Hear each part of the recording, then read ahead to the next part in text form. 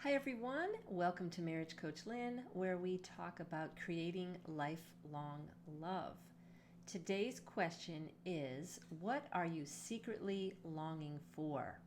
Think about what is yet unfulfilled or unrealized in your relationship. Where do you want to go from here? You've been married 25 or more years, that's quite a while. Most couples will be facing an empty nest if you have children. Hopefully, if you've had a good career, you have a little more money and a little more freedom now. And most important, is your health going to allow you to do what you long for? Implicit in this question is, what is your love language and what are your needs and what are your preferences? If one of your love languages is quality time, at this stage in your life, you might want more time with your spouse. Perhaps in your 30s and 40s, you spent a lot of time raising children. It was very intense, and now you find you might have more time together. Some of you are facing retirement, and so you have more time and money to do certain things.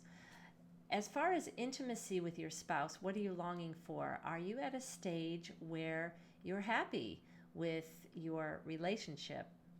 And so what you are longing for is a question of the heart, and it's a question that you can communicate with your spouse. In fact, I would encourage you to let your spouse know what it is you're longing for.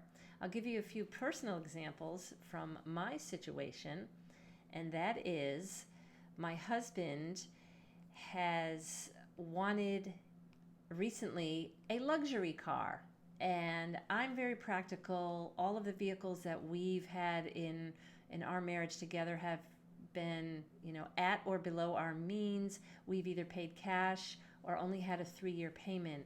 We've never leased. We've often bought used cars, but a few new ones here and there. And so he wants a Tesla. And at first I was like, do we really need this? Why? You want to lease? This is going to change our finances. And so right now he has this longing. So it's not for me to block it if it's going to be a hardship. And it's not going to be a hardship, but we will take 6 months and we will reconfigure our finances and see what we don't need and to transfer it over so that he can get what he longs for. Now, what I'm longing for, and he's known this for many years, is to live off the grid. But I don't know if that is a realistic thing that I really want, or is it a like romantic thing. And I think it's more of a romantic thing. It's a desire that, you just get fed up with many things about our culture. We've always lived in a suburb close to a city, very near a city, so we've had all of our amenities, and I would just love to, I have the details in my mind of what I would like. So let me ask you this. What you secretly long for, is it practical? Is it possible? Do both of you disagree on it? How can you reconcile it?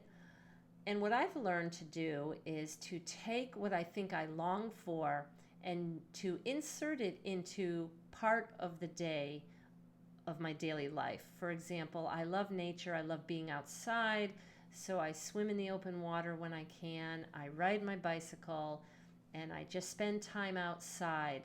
And so maybe that can make me happy rather than the full 100% living off the grid. Living off the grid would be unrealistic, and it would mean that you might not see your friends and family if you live so remotely or on a deserted island or whatever it is. So what are you secretly longing for? The most important thing I want to emphasize is to communicate this to your partner. Do not live in isolation. Do not live in silence. This is where estrangement can begin to take root. What are you longing for, and is it possible? Have a great day and make your marriage great. You got me singing, way, oh, you look like a guy who could treat me right.